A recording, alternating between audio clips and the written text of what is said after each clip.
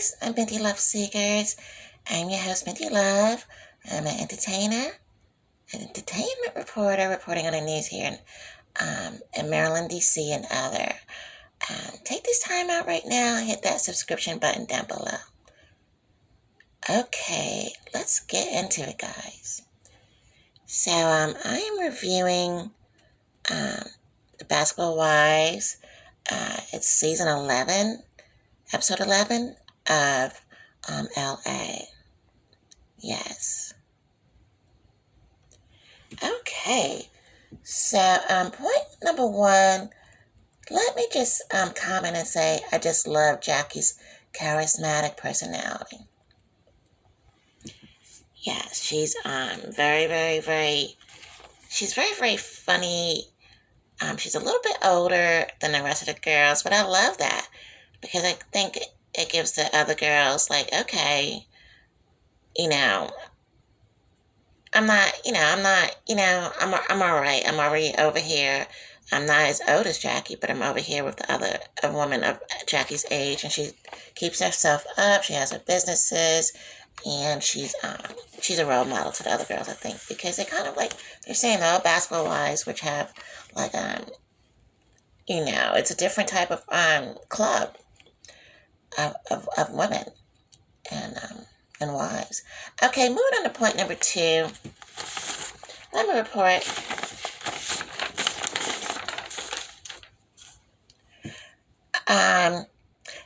It appears that Jackie and Bernie made up, which I think is nice. So,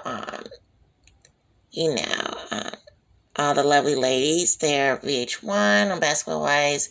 Sometimes they have their little cat fights. And, they say things they don't mean, and it goes on for a moment because, I think these women really, and sisters, really have a lot of love for each other. And so when they, do those little digs at each other, it kind of hurts because I think they have, shared so many positive moments together and really opened up to one another and things of that nature. That then that same person, that same friend or sister says something totally mean to you, it really hurts. So it takes a longer time, I think, for them to allegedly heal from the little mean comments or just, not so nice comments that they might say and toss in between each other. Yeah. All right, now moving on to point number three, my criticism is them focusing on too many different stories at once. Yeah, because, these are a lot of ladies, and so I think, they need to develop and center around one or two ladies per episode and talk about the rest, and the rest of the ladies talk about what's going on with like one or two. And then the next following week, we might hear something more about, another lady. But I think that when it's like so much going on with all of the ladies there, it's seven in this picture, and it's seven that they really basically deal with. But I don't know. For some reason, it seems like it's 15 of them. That's what I'm trying to say. So, and this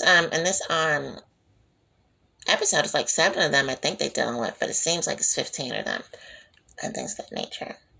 Yeah, all at once, and so you don't really get the chance to really focus on and get like an emotional attachment.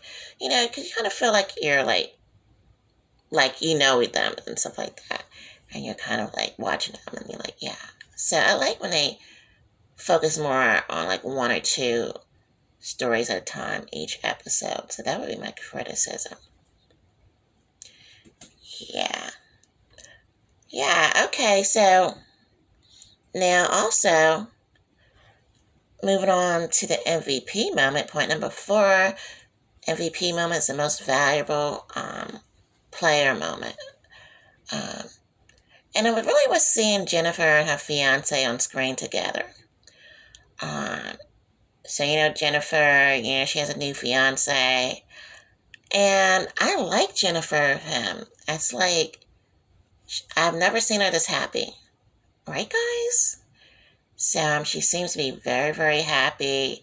And, I could just see that he brightens up her day and she brightens up his day. And they're showing that on film, and I love that, to see those happy moments. So that was definitely the MVP moment. So these guys, when Jennifer's happy, it really shows. And that's what I really like about that. Okay. Now moving on to point number 5. The most, wait a minute, before we go to that, I just want to say something more about Jennifer and her fiance. I think they should slow down with them getting married. I think they should, date a little bit longer. Before they, just a little bit longer.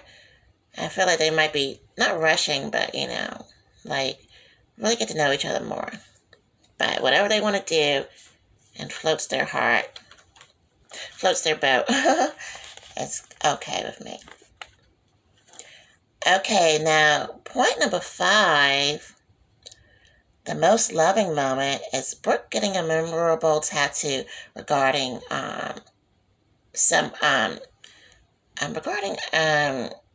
things that happened in her family. So she got with her family, and she got a memorable tattoo regarding that. And I thought that was a great moment that they, shared with us. So it was a great family moment for Brooke, and I like that.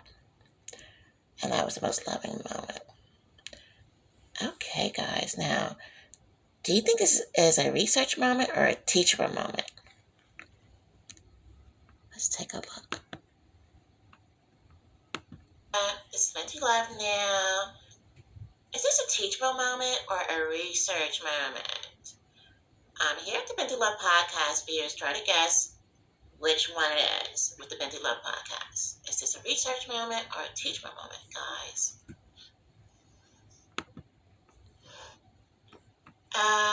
This is Binti-Love.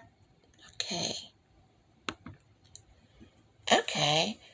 And this is going to be a teachable moment. And the teachable moment is when people come together after a long history of fighting and arguing, like Jackie's doing with Brooke and already did with Jennifer.